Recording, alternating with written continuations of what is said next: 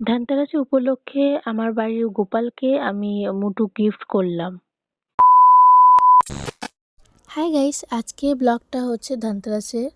তো I am very sorry, অনেকটা late হয়ে গেল তোমাদের ধানতেরাসের ব্লগটা দিতে।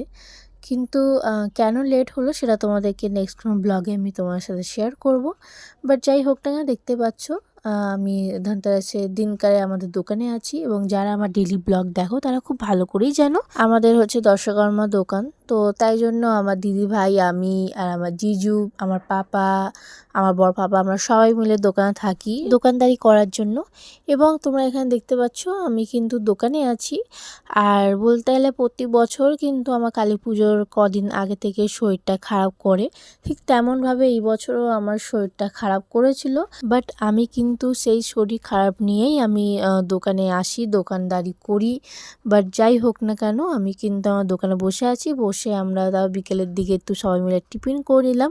টিফিন করার পরে তারপর সেদিন তো ধানতেরাস ছিল, ধানতেরাস দিনে কিছু একটা কিনতে হয়, সবাই জানো খুব ভালো করি। তাই জন্য দিদি ভাই আর জিজুকে নিয়ে আমি চলে গেছিলাম আমাদের পাশের যে সোনার দোকানটা, ওখানে গিয়ে আমি ভাবছিলাম যে কি নেব আমার ভাইয়ের জন্য। তো যারা আমার ডেইলি ব্লগ দেখো তারা খুব ভালো করে জানো যে আগের বছরে আমি আমার ভাইয়ের জন্য, মানে আমাদের বাড়ির যে গোপাল, আমি তার জন্য নিয়েছিলাম গলার চেন রূপোর। আর এইবারে ধানতেরাসে কি নিয়েছি আমার ভাইয়ের জন্য সেটা তোমাদেরকে আমি বাড়িতে গিয়ে একেবারে দেখাবো।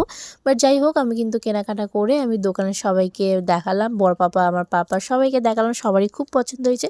তারপরে যে কালী পুজোর আগের দিকে 14 শাক খেতে হয়, তাই জন্য দিদি ভাইয়ের সাথে আমি চলে এসেছিলাম 14 শাক কিনতে। আমাদের 3টে বাড়িতে যাবে, আমার মামার বাড়িতে, দিদি শ্বশুর বাড়িতে এবং আমার ভেলা বাড়িতে, 3টে বাড়িতে যায় বলে আমরা গেলাম শাক নিতে। আর দিদি ভাইও নিজের বাড়ির জন্য কিছু টুকটাক বাজার হাট করে তারপর দিদি ভাই আর জিজু মিলে চলে গেছিলো বাড়ির দিকে।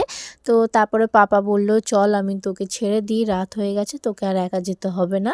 আর বরপাপা একটু আসতে দেরি হয় বলে বরপাপা বললো তুই চলে যা তাহলে পাপার সাথে। আমি বললাম ঠিক আছে। তো তোমরা এখানে দেখতে পাচ্ছ বরপাপাকে টাটা করে তারপরে পাপা আমাকে বাড়িতে ছেড়ে দিলাম। আমি বাড়িতে গিয়ে ফ্রেশ হয়ে, তো তোমরা এখন দেখতে পাচ্ছ যে মুটুকটা তোমাদেরকে দেখাচ্ছি রূপোর, ওই মুটুকটা আমার ভাইয়ের জন্য, মানে আমার বাড়ির যে গোপাল, আমি তার জন্য কিনেছি।